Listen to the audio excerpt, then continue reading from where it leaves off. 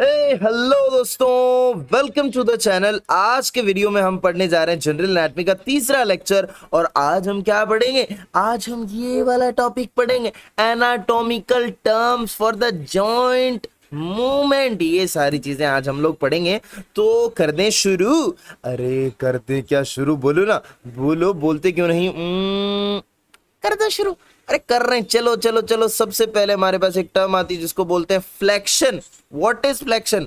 दोस्तों मेरी बात ध्यान से सुनना। फ्लेक्शन एक ऐसा मूवमेंट है, आए आए मूवमेंट, एक ऐसा मूवमेंट है फ्लेक्शन जो कि कौन से प्लेन में होता है? याद रखना, सजाइटल प्लेन। अरे क्या देख लिया? सजाइटल प्लेन क्या होता है? देखो, मैंने लेक्चर नंबर 1 में बताया था शायद तुम्हें कि जो भी along the median plane of the body, जो प्लेन पास करता है along the mid line of the body, उसको क्या कहते हैं? Mid sagittal plane. ठीक है। और उसके पैरेलल जितने भी प्लेन्स हैं जो कि बॉडी को दो इक्वल हिस्सों में डिवाइड नहीं करते, उनको कहते हैं हम लोग सजाइटल प्लेन।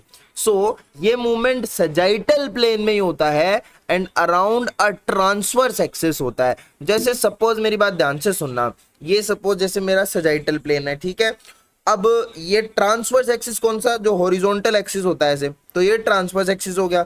तो अराउंड ट्रांसवर्स एक्सिस, जैसे अगर हम बात करें एल्बो का फ्लेक्शन एक्सटेंशन है, तो एल्बो का ये वाला जो मूवमेंट होता है इसको बोलते हैं फ्लेक्शन, ये वाला जो होता है इसको बोलते हैं एक्सटेंशन। ठीक है। तो ये कौन से प्लेन में हो रहा है? देखो कौन से प्लेन, ये कौन सा प्लेन है? सजाइटल प्लेन है। ठीक है। और किसके अराउंड हो रहा है? एक ट्रांसवर्स एक्सिस के अराउंड हो रहा है। समझ गए मेरी बात? एक ट्रांसवर्स एक्सिस के अराउंड हो रहा है। समझ गए मेरी बात?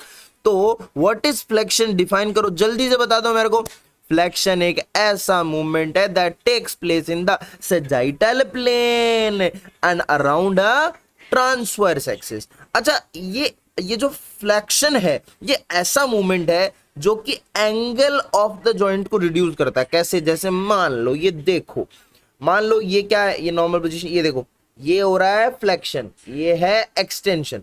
फ्लेक्शन किसका? एल्बो जॉइंट का। ये फ्लेक्शन, ये एक्सटेंशन। ठीक है। ये extension, flexion, extension, flexion, extension. ठीक है। तो जो फ्लेक्शन अभी क्या कर रहा है? देखो, ये एंगल था, रिड्यूस हो रहा है, रिड्यूस हो रहा है, रिड्यूस हो रहा है, रिड्यूस हो रहा है, रिड्यूस हो रहा है। समझ गए मेरी बात को? तो फ्लेक्शन क्या करता है? It reduces the angle of the joint, angle of the joint के कोमा बे। ठीक है से, तो reduces the angle of the joint. And दूसरा काम क्या कर रहा है? हमारे पास एक कॉन्सेप्ट है। क्या कॉन्सेप्ट है भाई? सुनो, एक सरफेस होती है जिसको बोलते हैं हम लोग, एक तो फ्लेक्सर सरफेस, ठीक है, और एक होती है हमारे पास एक्सटेंसर सरफेस। ठीक है। ये दोनों क्या है? देखिए जरा, अगर हम बात करें अपर लिम्ब की, तो अपर लिम्ब के केस में जब नॉर्मल एनाटॉमिकल पोजीशन में खड़े होते हो आप, you know about anatomical position. मैंने सबसे पहले जब एनाटॉमी स्टार्ट करी थी तो सबसे पहले I told you about anatomical position की क्या होती है। तो एनाटॉमिकल पोजीशन में जब आदमी खड़ा होता है तब उसका जो अपर लिम्ब का एंटीरियर वाला पार्ट, एंटीरियर वाला, ये एंटीरियर, ये एंटीरियर, आर्म का भी एंटीरियर, फोर आर्म का भी एंटीरियर, जो एंटीरियर पार्ट है that is the anterior surface है ये पूरी, this is called the flexor surface. समझ गए? और जो पोस्टीरियर है, पीछे वाली, कौन सी? ये वाली और ये वाली, ये जो सरफेस है posterior, this is our extensor surface. समझ गए? फ्लेक्सर सरफेस एंटीरियर वाली और एक्सटेंसर सरफेस पोस्टीरियर वाली। ठीक है। तो जब फ्लेक्शन हो रहा होता है दोस्तों, तो फ्लेक्शन एंटीरियर, दो एंटीरियर या फ्लेक्सर सरफेसेस को अप्रोक्सीमेट लाता है, यानी पास लाता है। समझ गए? फोर आर्म, आर्म और फोर आर्म की दोनों की जो फ्लेक्सर सरफेस है, ये ड्यूरिंग दिस फ्लेक्शन मूवमेंट ये क्या आती हैं? पास आ जाती हैं। देखो पास आ गई ना, एंगल भी कम हो गया, पास भी आ गई। ये एक सजाइटल प्लेन में हुआ अराउंड अ ट्रांसवर्स एक्सिस। समझ गए मेरी बात को? This is flexion. For example, ये जो एग्जाम्पल है ये मैं ऑलरेडी आपको अभी भी एक्सप्लेन किया है। क्या है ये एग्जाम्पल? देख लो जरा। For example, flexion of the elbow approximate the anterior surface of the forearm with the anterior surface of the arm. Done, समझा दिया। Flexion is usually an anterior movement. Normally देख रहे हो आप, normally ये anterior movement है, लेकिन ये ओकेजनली पोस्टीरियर मूवमेंट भी हो सकता है। कैसे पोस्टीरियर मूवमेंट कब होगा? आपने कभी नी का फ्लेक्शन देखा है? नी का फ्लेक्शन जब देखोगे तो आपके होश उड़ जाएंगे दोस्तों। देखिए नी जॉइंट का फ्लेक्शन एक्सटेंशन देखो गौर से अपनी स्क्रीन पे, ये है नी का फ्लेक्शन। तो यहां पे कौन सी सर्फेसेस इन्वॉल्व है? ये देखो पीछे वाली, ये पोस्टीरियर। नॉर्मली क्या होता है, ये एंटीरियर मूवमेंट होता है, लेकिन यहां पे ये क्या है? पोस्टीरियर मूवमेंट है। मैं रीजन बता देता हूं। अपर लिम्ब के अंदर फ्लेक्सर सर्फेसेस कौन सी हैं? एंटीरियर वाली, और एक्सटेंसर पीछे वाली। इसका एग्जैक्टली उल्टा कर दो आप लोअर लिम्ब के केस में। लोअर लिम्ब में जो ये आगे वाली सरफेस है ना, ये वाली पूरी आगे वाली surface of the thigh and leg, दोनों की जो आगे वाली सरफेस है, this is our extensor surface. यानी एंटीरियर वाली तो एक्सटेंसर सरफेस है और पोस्टीरियर वाली फ्लेक्सर सरफेस है। तो नी जॉइंट का फ्लेक्शन बच्चों कुछ इस टाइप से होता है, मतलब लेग को आप इस तरीके से उठा के यहां लेके जाओगे, सीधा इधर लेके आ गए, दिस इज एक्सटेंशन। समझ गए मेरी बात को? So in case of thigh, the flexion, in case of knee joint, flexion of the knee joint, this is what? Posterior movement. Normally anterior होता है। एक इंपॉर्टेंट बात बताते हैं बच्चों, एंकल जॉइंट। एंकल जॉइंट कौन सा होता है? नीचे वाला भाई, एंकल। एंकल है ना, ये मतलब सपोज आपका ये लेग है और ये आपका पैर है, ठीक है, फुट है, तो ये वाला जो जॉइंट होता है एंकल जॉइंट होता है ना। तो एंकल जॉइंट के हिसाब से बात करें, वहां पे फ्लेक्शन एक्सटेंशन कैसे होता है, ये समझने की बात है, ये समझने की बात है।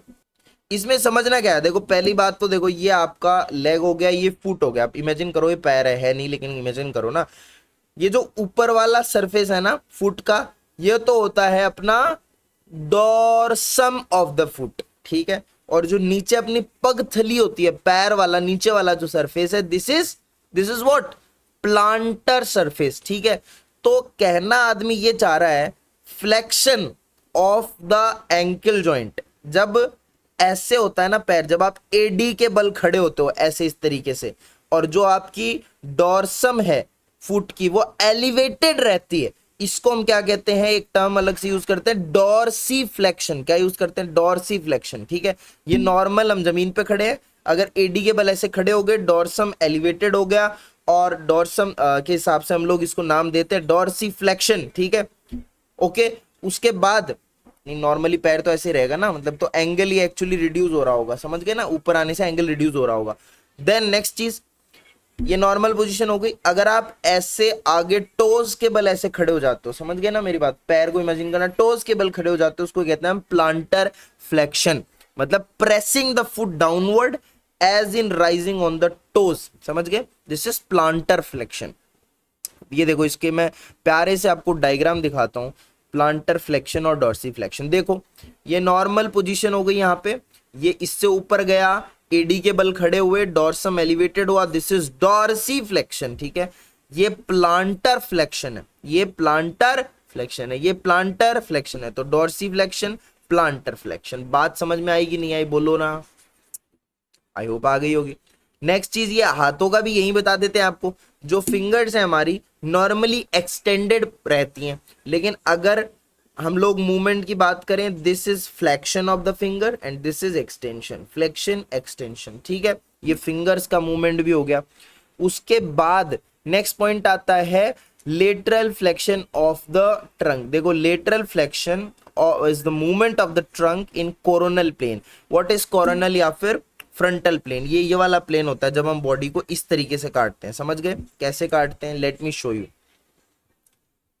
3, 2, 1, दो लफ्जों की है दिल की कहानी। ये देखो, ये वाला है हमारा कोरोनल प्लेन या फिर फ्रंटल प्लेन, जब हम बॉडी को इस तरीके से काटते हैं, समझ गए कि उसके दो हिस्से हो जाए, एक आगे वाला हिस्सा रहे, एक हमारा पीछे वाला हिस्सा रहे दोस्तों, ठीक है। तो जब हम लोग ट्रंक को ऐसे मूव करते हैं, ये लेटरल फ्लेक्शन हो गया, समझ गए ना। इन कोरोनल प्लेन ट्रंक पूरा धड़ है, ट्रंक पूरा का पूरा ऊपर वाला हिस्सा, तो दिस इज लेटरल फ्लेक्शन। उसके बाद बात करते हैं एक्सटेंशन की। एक्सटेंशन कौन सा मूवमेंट होता है? देखो फ्लेक्शन पढ़ लिया ना, फ्लेक्शन के अपोजिट कौन सा हो गया? एक्सटेंशन हो गया। देखो एक्सटेंशन के अंदर क्या होता है दोस्तों, जो एक्सटेंसर सरफेस है वो पास आती है, जैसे अगर हम लोग एल्बो जॉइंट का ही फिर से हम लोग वही करें, फ्लेक्शन एक्सटेंशन दिखाएं, तो इसके अंदर क्या होगा, ये एक्सटेंसर सरफेस हो गई, तो क्या हुआ, अभी तो एक्सटेंसर सरफेस क्या है, दूर है, because the knee joint is now flexed. अब देखो मैं इसको ऐसे करता हूँ, धीरे धीरे धीरे धीरे ये एक्सटेंड कर रहा हूं मैं इसको, तो अब देखो ये पास आ गए ना, as compare to this the surfaces are nearer to each other, तो दिस इज एक्सटेंशन की एक्सटेंसर सर्फेसेस पास आ जाती हैं, ओके, और of that joining parts, and इसमें एंगल ऑफ द जॉइंट क्या होता है, इंक्रीज होता है, इंक्रीज होता है, इंक्रीज होता है angle of the joint. Example ले लो, extension of the elbow approximate the extensor surface which are the posterior surface of the forearm with the posterior surface या extensor surface of the arm, like flexion extension का भी वही same scenario दोस्तों कि ये भी sagittal plane में होता है एंड अराउंड ट्रांसवर्स एक्सिस होता है, ओके। उसके बाद में extension of the knee approximate the extensor surface of the leg with the extensor surface of the thigh, और extensor surfaces कौन से होते हैं लेग और थाई के, एंटीरियर सर्फेसेस, ठीक है। हाइपर एक्सटेंशन क्या होता है भाई, मतलब अबाव 180 डिग्री या मतलब ग्रेटर देन लाइक 180 डिग्री आप लेके चले जाओ, किसी जॉइंट का एंगल आप इंक्रीज कर दो, that is called hyper extension. Hyper extension दिखाते दिखाते मेरे को गर्दन में अकड़ पड़ गई यार, कोई बात नहीं, चलिए। तो bending of the head backward, this is hyper extension का एग्जांपल। देखो अब यहां से देख लो आराम से, शोल्डर जॉइंट के हिसाब से दिखाओगे तो ये फ्लेक्शन हो गया, ये एक्सटेंशन हो गया, समझ गए। नॉर्मल पोजीशन में है तो ये फ्लेक्शन, फिर पीछे ले गए एक्सटेंशन, ठीक है। ये आप देखो एल्बो जॉइंट के हिसाब से, this is flexion, this is extension, ठीक है। यहां से ऐसे लेके जाओगे तो ये भी फ्लेक्शन होगा, ये भी एक्सटेंशन होगा, एक्सटेंशन फ्लेक्शन, समझ गए। उसके बाद में आप देख लो हिप जॉइंट के हिसाब से, हिप जॉइंट के हिसाब से मतलब इस जॉइंट के अकॉर्डिंग देखोगे आप तो पैर को ऊपर उठाना, समझ गए मेरी बात, मतलब लाइक आपको थाई को ऊपर उठाना है पूरा, फ्लेक्शन, और फिर एक्सटेंशन पीछे लेके जाना है। फिर उसके बाद में flexion extension with respect to this knee joint, knee joint के हिसाब से लेग को मूव कराना, ऊपर लेके जाना है, लेग को इधर लेके आना है। उसके बाद में ये हम पढ़ चुके हैं, that is clear. Then adduction and abduction, ये क्या होता है, एड होना, अडक्शन, ठीक है। अबडक्शन मतलब दूर जाना। देखो मेरी बात ध्यान से सुनो, आपको पता लगेगा जो मूवमेंट्स बॉडी की मिड लाइन की तरफ, मतलब ये स्पेशली लिम्स के लिए हम यूज करते हैं कि जब बॉडी की मिड लाइन के टुवर्ड्स हो रहा होता है लिम्स का movement, this is called adduction, because add हो रहा है, ठीक है। और अबडक्शन मतलब away from the mid line of the body in coronal plane. जैसे देखो ये क्या है भाई दोस्तों, पीटी कर रही है लौंडिया, ये अबडक्शन है, दूर जा रहा है, mid line of the body से दूर जा रहा है लिम्ब, ठीक है। पास आ रहा है एडक्शन, देखो फिर से पैर के केस में भी यही होगा, दिस इज अबडक्शन, और पास आ रहा है अडक्शन, ठीक है।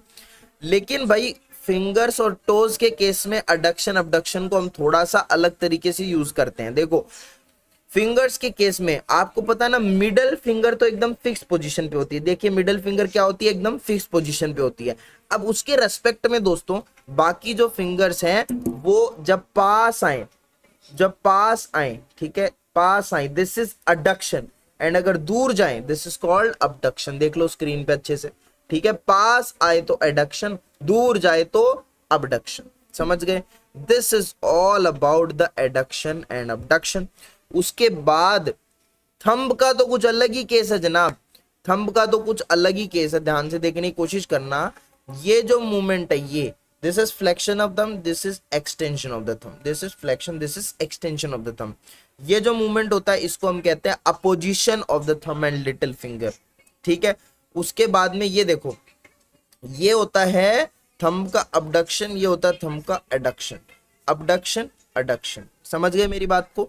तो ये आपके तीनों डायग्राम्स दे रखे हैं, ये देखो अबडक्शन हो गया, ये एडक्शन हो गया, ठीक है, ये पोजीशन हो गया, ये आपका फ्लेक्शन और एक्सटेंशन हो गया, फ्लेक्शन और एक्सटेंशन हो गया, समझ गए। और ये पोजीशन हो गया, ऊपर की तरफ जो आता है पोजीशन, समझ गए मेरी बात को। This is all about the basic terminologies of the movement of the joint. अब हम लोग बाकी तो नेक्स्ट लेक्चर में, टर्मिनोलॉजीज खत्म नहीं हुई हैं, टर्मिनोलॉजीज और भी बची हुई हैं जिनको हम लोग नेक्स्ट लेक्चर में कवर अप करेंगे। तो आई होप आपको बहुत मजा आया होगा, उस लेवल का ऑर्गेज्म मिला होगा यहाँ पे। और बाकी पढ़ लेंगे ना हम लोग नेक्स्ट लेक्चर में अच्छे से, एकदम जुड़े रहिए मेरे साथ, पूरी एनाटॉमी पढ़ डालेंगे इसी तरीके से। मिलते हैं नेक्स्ट वीडियो में, till then take care, bye bye, see you, love you all दोस्तों।